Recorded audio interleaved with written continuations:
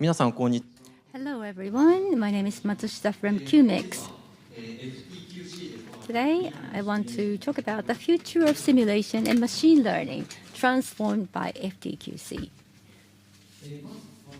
To start with, I'd like to introduce myself.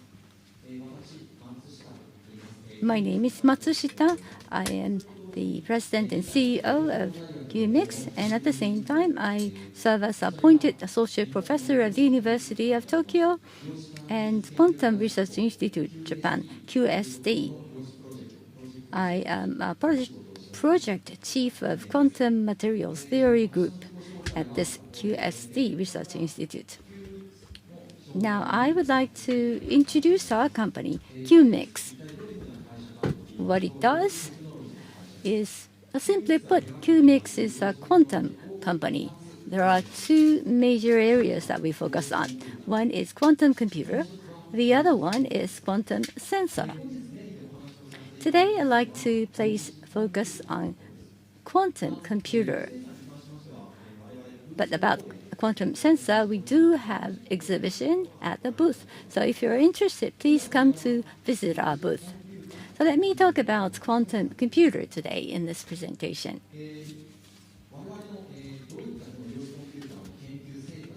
So what has been the outcome of our research? What are the technologies that we have in this area? But before I talk about that, I want to look at the current quantum computer hardware at this point in time.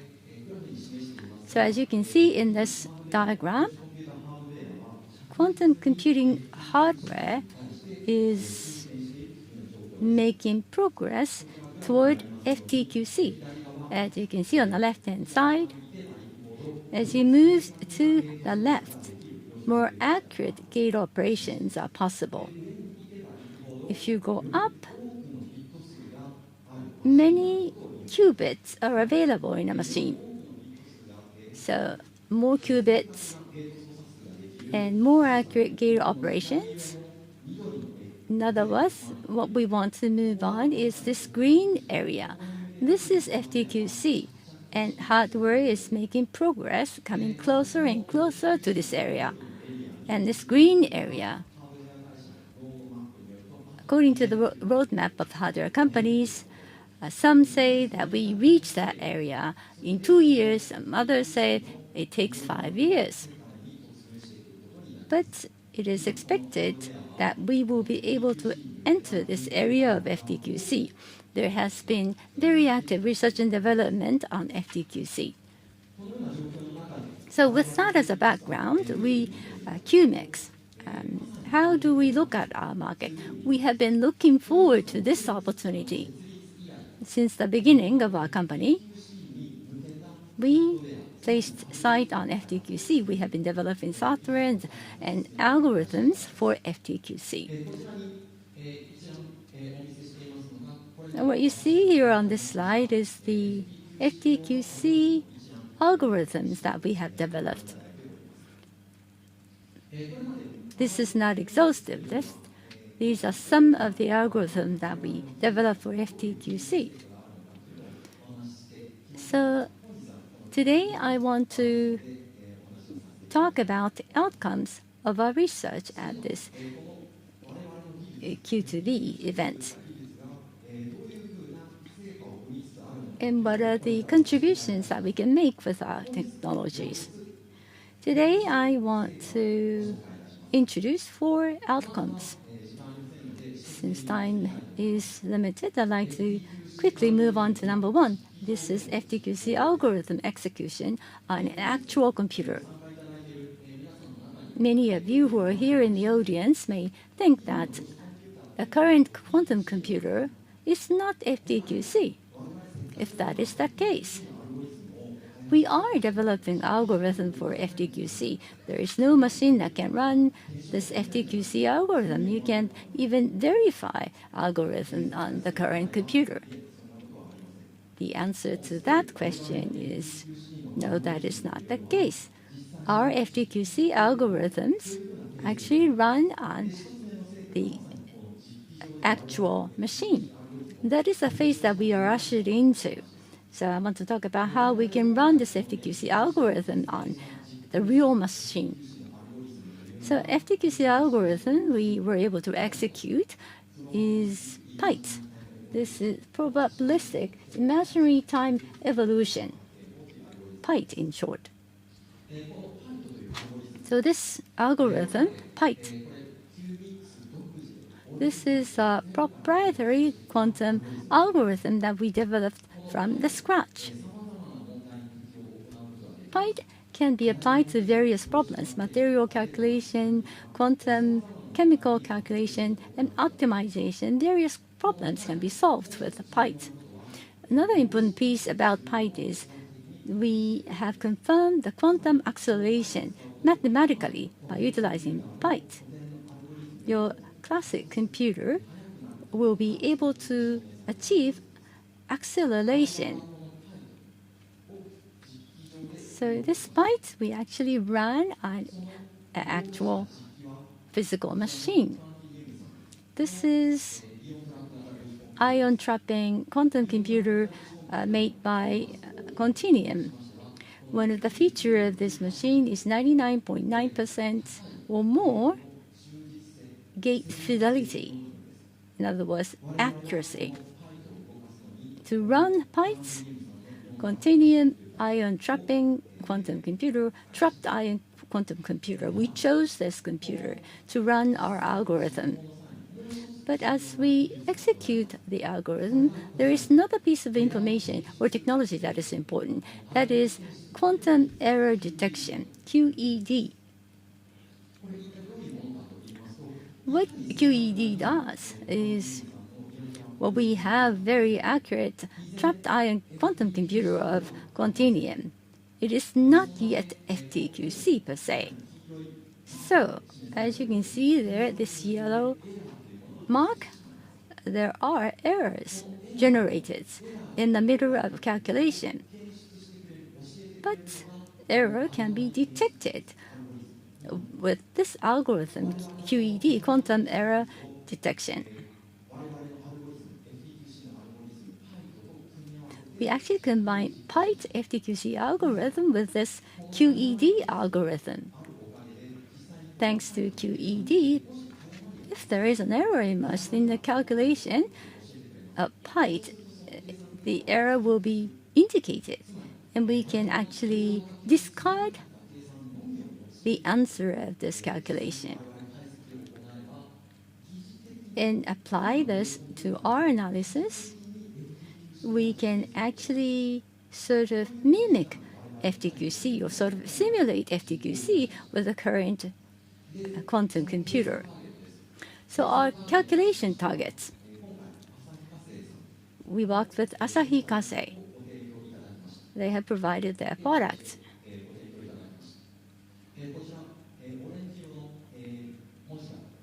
As you can see, this orange font, we performed highly accurate ground state and excited state calculations using Asahi Kasei's products as calculation targets. In these targets, we used, as you can see, this is, DFT. This is a common calculation for material. DFT, density functional theory, itself does not have high enough calculation, high enough accuracy in calculation. And we actually applied this product. And the results was much better than that of DFT. We have achieved a much higher accuracy result. And tomorrow in the afternoon, we will be presenting the result in our case study presentation. I'd like to once again go over. So FTQC algorithm is finally started to run on actual machine. So looking back the history, 10 years ago, 2014, VQE, NISQ algorithm was able to run on the actual machine for the first time. And 10 years later, FTQC algorithm is now running on a real machine. So going forward, FTQC algorithm or the research into the FTQC is going to be more and more exciting. So once again, the technology that we have utilized is called PITE, Probabilistic Imaginary Time Evolution. Please remember this. And so moving on to the second outcome. And so material calculation and quantum chemical calculation. Well, I've been studying in this area for many years. So quantum material calculation is quite wide-ranging, and there's a different time axis. And so sometimes you look for the accuracy or high fidelity in the case I mentioned earlier, but sometimes accuracy could be so-so, but you wanted to make a large size calculation, like a polymer material or drug discovery. Maybe that's the things that they focus on. So using quantum computer, and so the size of the calculation, there was no such axis being focused, and we wanted to make that happen. So we've been thinking about this for a long time. And so a quantum computer, and what's go well with that? What is the algorithm of such? And so when we think about that, this is what we have arrived at. OFDFT, orbital free density function theory. And so executing that on a quantum computer. And so there's a high compatibilities in that what we have found out. And so using PITE and execute OFDFT on quantum computers. And so we propose is a large computer calculation. So within 1 hour, we'll be announcing this in our archive. So OFDFT and equation and these circuits are shown. And this is what we have applied to, that is the silicon crystal. And so 32 times 32 times 32 real space mesh by only 15 qubit simulation. And so this electron density was expressed. Only 32 times 32 times 32, 15 qubit is only utilized. So results of the simulation was done on the quantum computer simulator to be shared now. So this yellow circle, so this is electronic density. So by applying our PITE, this density sp3, and so the chemical bonding, the silicon crystal should be, that is the recreate it. So it's difficult to see from this video. So I would like to show you the still image. And so this is the silicon crystal, the target for calculation. So the input, the initial state. And so this the nucleus of silicon, and by applying PITE. And so ultimately sp3 bonding, the 2B density is what we see. That's a chemical bond. And OFDFT on a computer, quantum computers, the benefit of running that is that there is the a possibility to apply that to the super large computational cases. So number of atoms can be handled, and how that going to change by the number of qubits. This is what it shows. And so the number of atoms can be handled will go up as the number of qubits goes up. This 30 qubits, for instance, if you have a 30 qubits, 65,000 atom is the number of atoms can be handled. And so 40 qubit, if we have a 40 qubits, number of atoms will go above 100 million, meaning that virus can be simulated as is at the atom levels. And so this is the type of capability this methodology offer. So OFDFT and QC, by having this together, and we'll be able to execute extremely large calculation, a polymer material and drug discovery, and so on and so on. I think this will be the potential application areas. And so the technology what we have utilized here is not just PITE. So we combined various technologies, conversed them together, and executed this. and potential interpolation technology, qubit encoding. We have also combined these technology. And so moving on to the third outcome. The third outcome is fluid simulation by quantum computer. PITE is what I mentioned earlier. And so this is good for the material or quantum chemical calculation. And this PITE can also be used for the quantum chemical calculation. So by using PITE, fluid calculation, especially the speed of quantum computing calculation will be accelerated at exponential level. So CA analysis, if you have any problem with the CAE calculation, please contact us.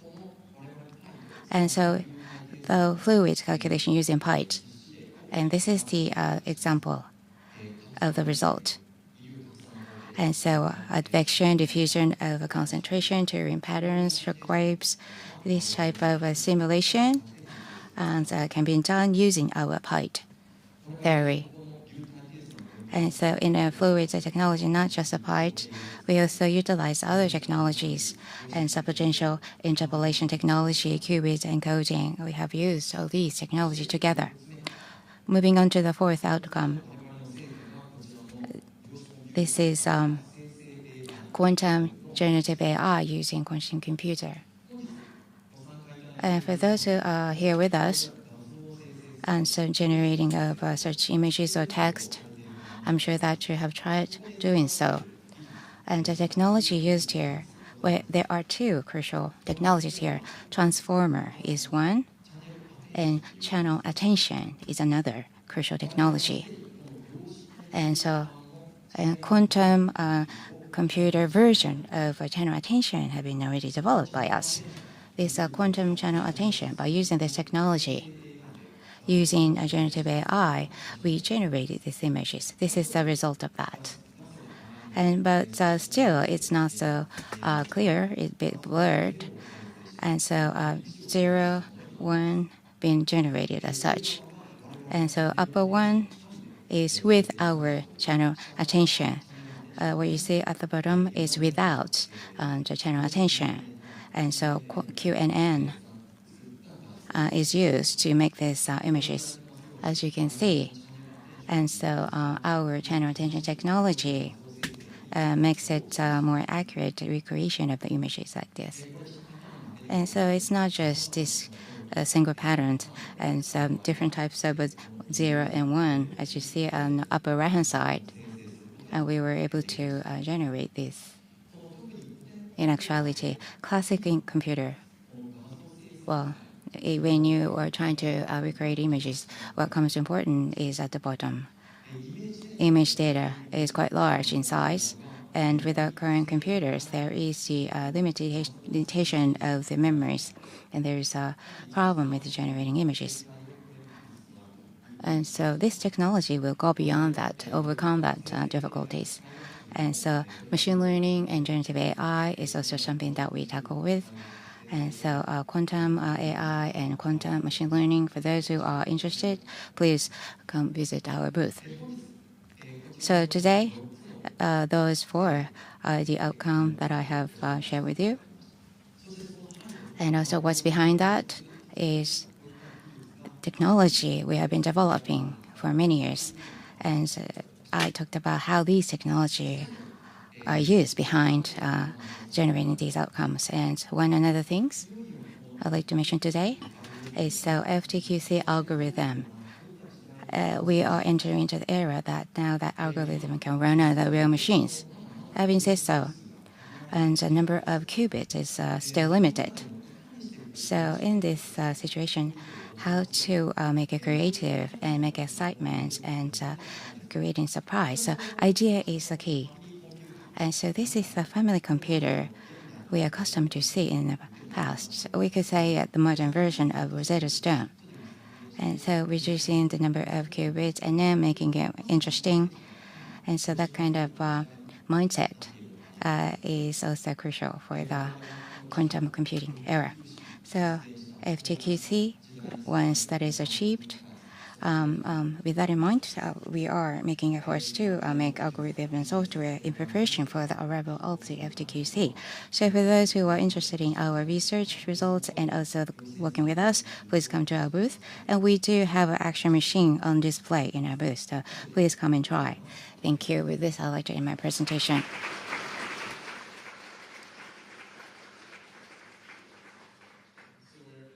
Behind, but we'll take one question that has come up on Slido. So, by the way, you can ask questions in Japanese as well, I think.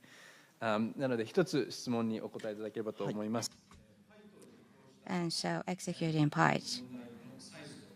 And so syndrome measurement or the problem appearance, what is the probability of that?